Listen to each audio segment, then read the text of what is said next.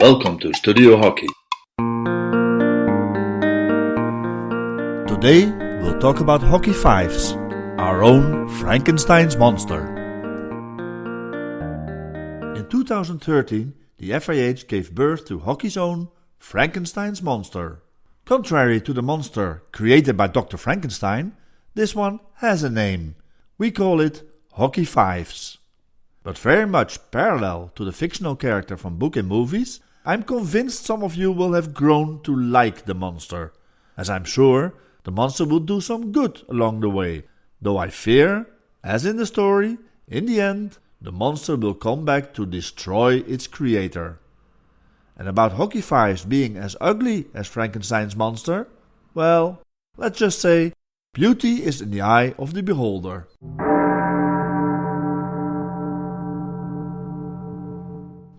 It all started after the Singapore Youth Olympic Games. Some 10 years ago, the marketeers from the IOC, supposedly the organization guarding the Olympic movement, thought they needed another event. So they invented the Youth Olympic Games, YOG. The first edition was held in 2010 in Singapore, and hockey got invited to join the party. 12 under-18 teams, 6 boys and 6 girls, participated in our traditional 11-a-side game. Following Singapore, however, the IOC declared they wanted more nations to be in the next edition of the Youth Olympic Games. However, the allotted quota of players involved could not be raised.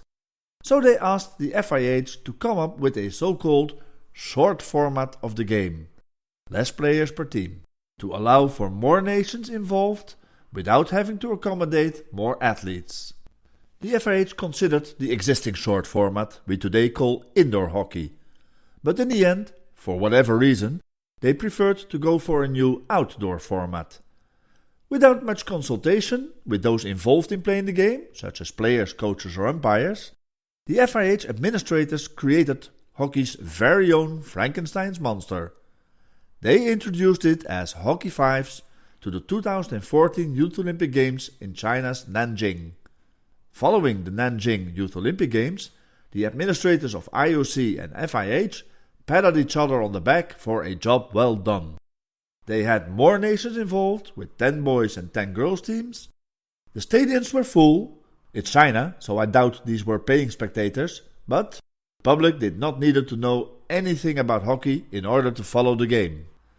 Apart from the administrators, a lot of coaches, players and hockey media were less enthusiastic about the newly invented Hockey5s.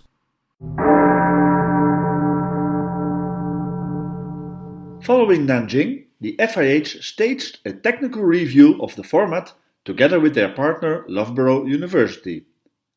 At a 2-day workshop in 2015, elite junior players, both international and England Hockey League level, participated in a series of scenarios using different variations of field size, both width and depth, but also ball size, number of players, shooting zones, challenges and officiating. And in the international officials, coaches and participating players were surveyed after each scenario. The outcome of the review was to reduce the size of the field to encourage more tactical construction of play, one-on-ones, two-on-ones, pressing, principles of play, etc. It was felt the previous pitch size was encouraging too much long ball passing and long shots.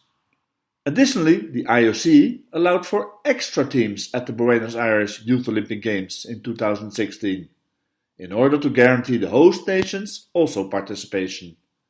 So we had 12 teams for both boys and 12 teams for girls participating in Argentina. Contrary to China, Argentina is a country with a lot of love for and tradition in hockey. Combine this with their passion for sports and free admission to the games, and you will not be surprised the hockey event was a successful one in Buenos Aires. I doubt it's because of the choice for 5s. The review afterwards of this event reintroduces the consideration for a defined shooting zone, such as the D or circle as we know it in a traditional game of hockey, though here it would most likely become the halfway line.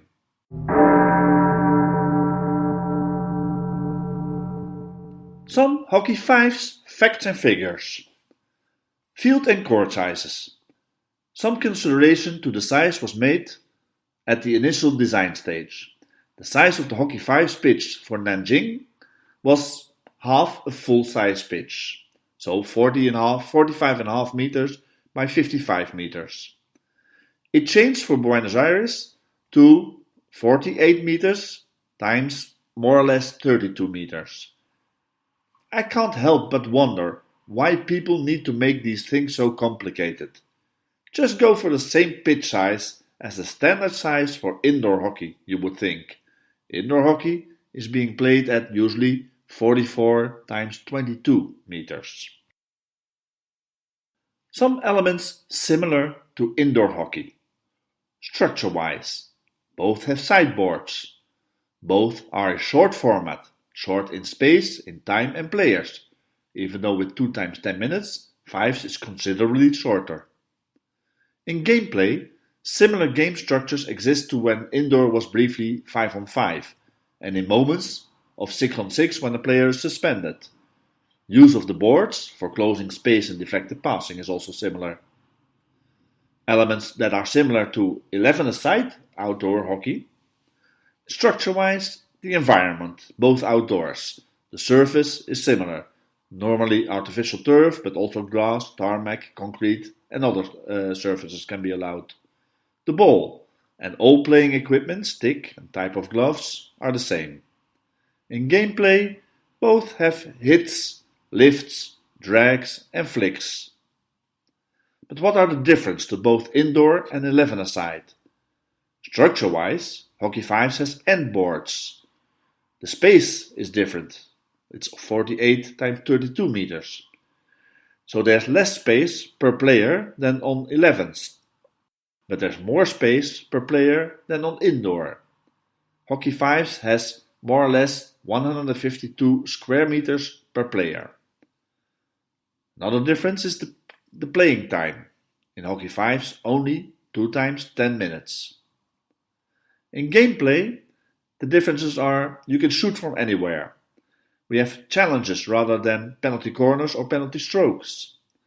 There are possibilities of high rebounds, particularly with the end boards, and these can create unique patterns of play.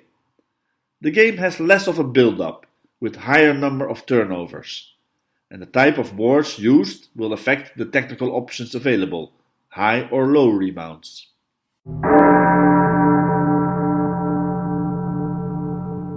So where has Frankenstein's monster been seen? According to the FIH, out of 137 hockey-playing nations affiliated, 67 reported domestic and/or international participation for Hockey5s in their survey from 2018. Almost 40% of these 67 nations were European. The number of participants in each nation, however, is unknown.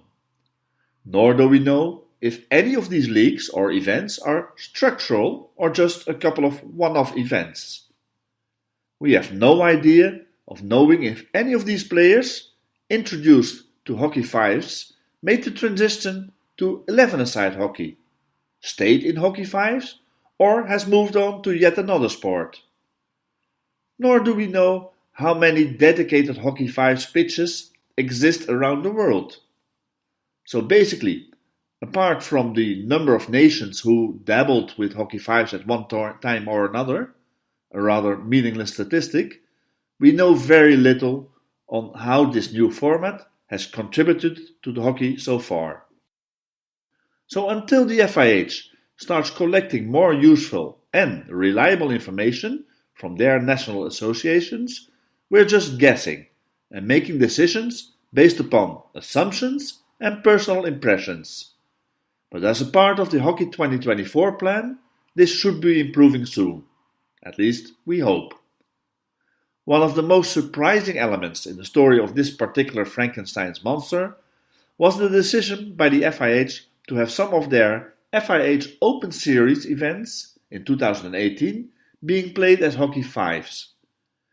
The FIH Open Series is one of the official pathways to the Olympic Games or World Cup. Serious stuff, not just some invitational or promotional event. So now we have countries without the means to set up our standard game of hockey first play Hockey5s as part of an official 11-a-side event. While following this, they will either have to forfeit or change everything, because the next step, the FIH Series Finals, is the direct route towards the Olympic or World Cup qualifiers. Still an 11-a-side event, at least for now.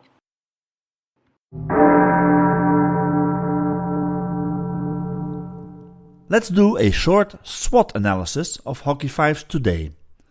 So where do we go following the recent Youth Olympic Games in Buenos Aires? What will be the future of Hockey5s and its impact on hockey? I guess nobody really knows, but here is my short version of a SWOT analysis for Hockey5s. SWOT is the acronym and it means strengths, weaknesses, opportunities and threats. Obviously, this is just my take on things, based upon my many talks with coaches, players, officials, administrators and all kinds of hockey followers. Feel free to agree or disagree.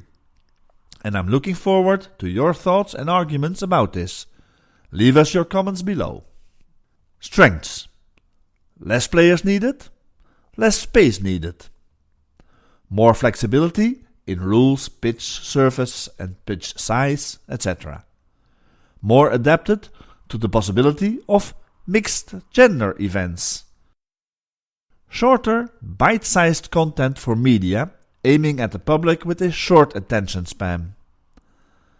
Possibly, depending upon the exact rules, more goals to celebrate, which would make it a more social media friendly format. Weaknesses. The boarding all around the pitch is more expensive and more difficult to copy if you have no access to existing infrastructure. More dangerous if hitting is allowed in a smaller pitch and there is no designated scoring zone. Not a real valid pathway to 11-a-side hockey, because there are not enough transferable skills, especially tactical. Enabling short attention span problems instead of teaching us to remain focused for a longer time. Easier for individuals to make the difference, instead of learning the merit of teamwork. Opportunities. Promotion. Using a short format is easier to promote hockey in, for example, inner cities or at bigger, non-sport related events. Development. Using a short format in regions or situations where it's more difficult to play the real game because of facilities, climate or number of players. And third, teaching certain technical skills to the youngest players who benefit from smaller teams in training and games. Threats. If played at a competitive international level, it becomes easier for the IOC to replace 11-a-side hockey at the Olympic Games, because we will now offer them the same amount of medals, or even more if you added a mixed format, with less resources needed, athletes, time and infrastructure.